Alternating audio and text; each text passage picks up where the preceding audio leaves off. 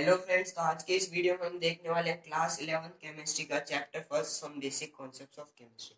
ये part second है, part first already upload हो चुका है। तो properties of matter and their measurement, ये सब टॉपिक हम आज कवर करेंगे इस वीडियो में। तो प्रॉपर्टीज ऑफ मैटर कितने टाइप्स की होती है? दो टाइप्स की होती है, physical properties and chemical properties. तो फिजिकल प्रॉपर्टीज कौन सी प्रॉपर्टीज होती है?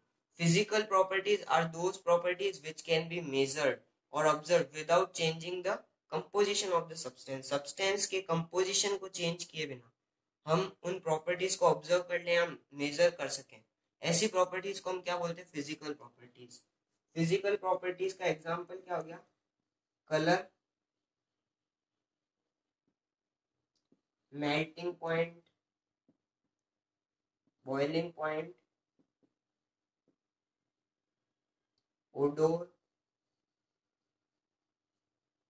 एक्सेट्रा। तो ये सब क्या है?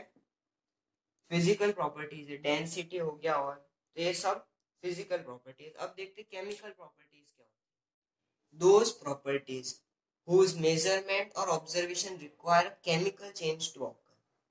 ऐसी प्रॉपर्टीज जिनको हम तभी मेजर कर पाएंगे या तभी हम उसको देख पाएंगे जब एक केमिकल चेंज ऑकर होगा। लाइक सपोज करते हैं, हम इसका एग्जांपल लेते हैं, उससे समझ में आ जाएगा। Rusting of iron. कौन सा एग्जांपल लिया हमने? Rusting of iron. कोई भी हमने आयरन लिया, इसका कलर क्या है? Greyish colour. इसको जब हमने एक्सपोज किया इन ऑक्सीजन और वाटर की प्रेजेंस में, तो क्या हुआ? एक केमिकल चेंज हुआ, केमिकल फेनोमेना, उसको हम क्या बोलते हैं? रस्टिंग। तो जो कलर है आयरन का, वो रस्टिंग के बाद चेंज हो जाएगा, और कैसा हो जाएगा? Reddish brown. कैसा कलर हो जाएगा? Reddish brown. तो ये क्या हुआ? कलर में चेंज हुआ, उसकी प्रॉपर्टी में चेंज हुआ। यहाँ जो स्ट्रॉन्ग आयरन था, वो वहां क्या हो जाएगा? वीक हो जाएगा, और थिन लेयर्स जो है वो उतरने लग जाएगी इस पे से। तो ये क्या हुआ? एक केमिकल चेंज ऑकर हुआ।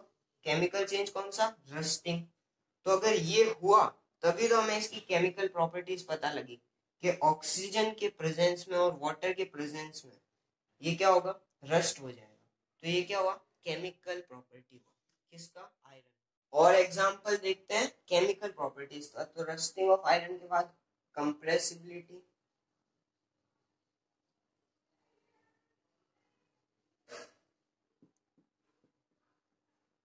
और एसिडिटी एंड बेसिडिटी।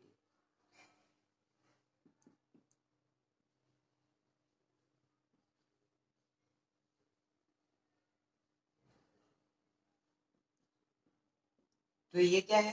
केमिकल प्रॉपर्टीज के एग्जांपल है rusting of iron, compressibility, acidity और बेसिडिटी, और एक्सेट्रा, और कोई भी हो।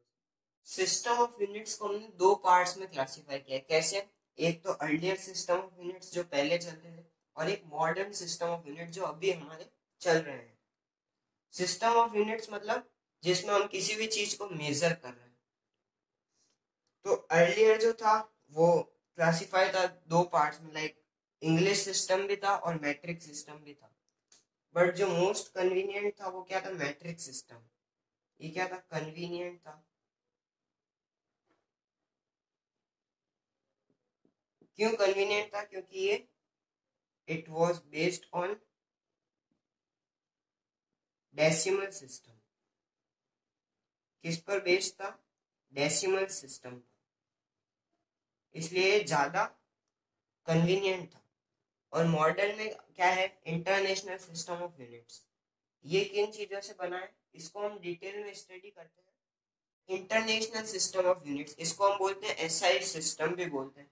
तो इसको हमने दो पार्ट्स में क्लासिफाई किया, फंडामेंटल और बेस यूनिट्स और डिराइव्ड यूनिट्स। तो फंडामेंटल यूनिट्स क्या हो गई? ऐसी यूनिट्स जो किसी और यूनिट्स पे डिपेंडेंट नहीं होती है। और डिराइव्ड यूनिट ऐसी यूनिट्स जो किसी और यूनिट्स पर डिपेंडेंट होती है।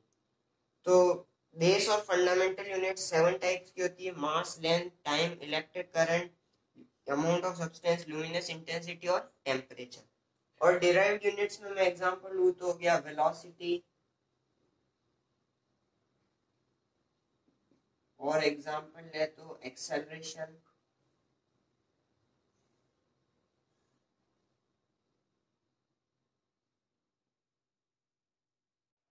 फ्रेंड्स मास और वेट में क्या डिफरेंस होता है?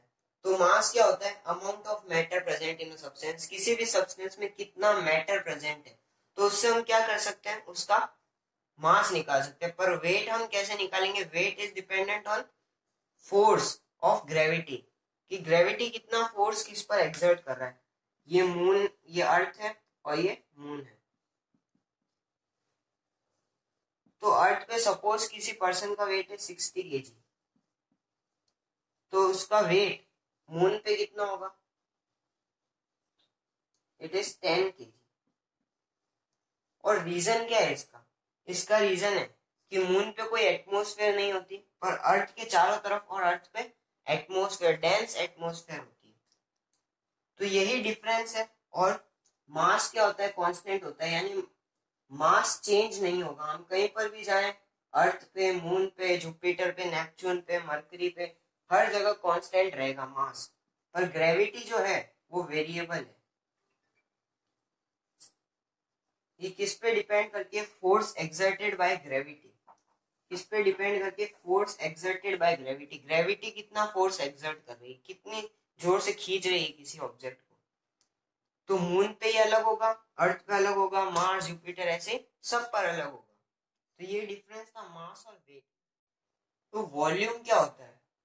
Volume is amount of space occupied by an object. Object ने कितनी स्पेस ऑक्यूपाई की है, उससे हम क्या पता लगाएंगे? वॉल्यूम। वॉल्यूम की यूनिट्स क्या होती है? वॉल्यूम की यूनिट्स होती है लेंथ का क्यूब।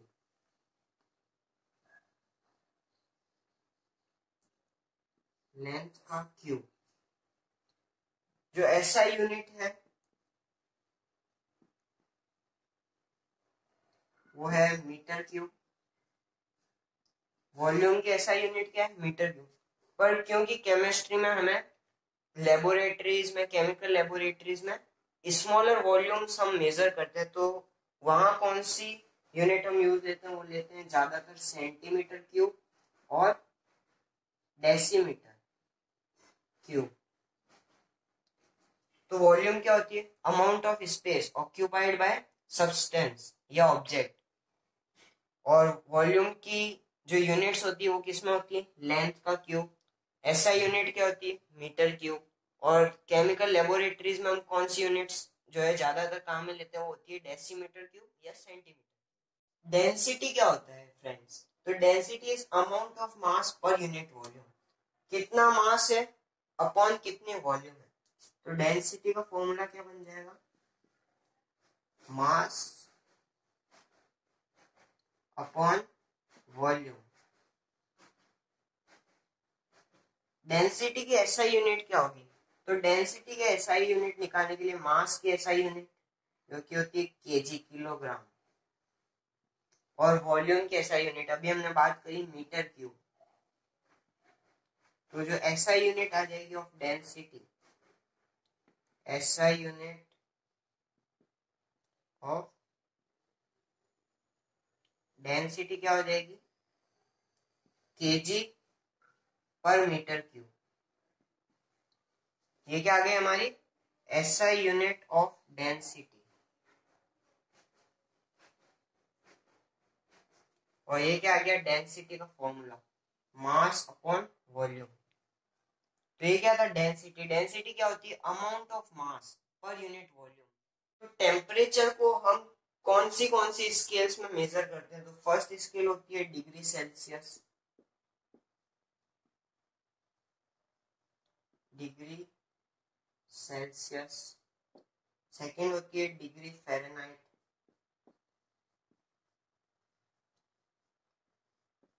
Degree Fahrenheit. और थर्ड जो होती है हमारी होती है केल्विन स्केल। इसके आगे डिग्री नहीं लगता है। कौन कौन सी स्केल हो गई? डिग्री सेल्सियस, डिग्री फ़ारेनहाइट और केल्विन। तो जो ज्यादातर हमारे साइंटिफिक जो यूज आती है वो होती है केल्विन, लेबोरेटरीज में वगैरह में केल्विन। अब देखते हैं कन्वर्जन कैसे करते हैं हम यूनिट्स का।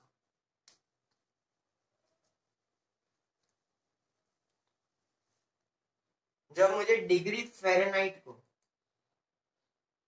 या डिग्री सेल्सियस को मुझे जब डिग्री फ़ारेनहाइट में करना हो तो उसके लिए कौन सा फॉर्मूला लगेगा? Degree Fahrenheit equals to 9/5 into degree Celsius plus 32। ये किसका फॉर्मूला हो गया? Degree Fahrenheit.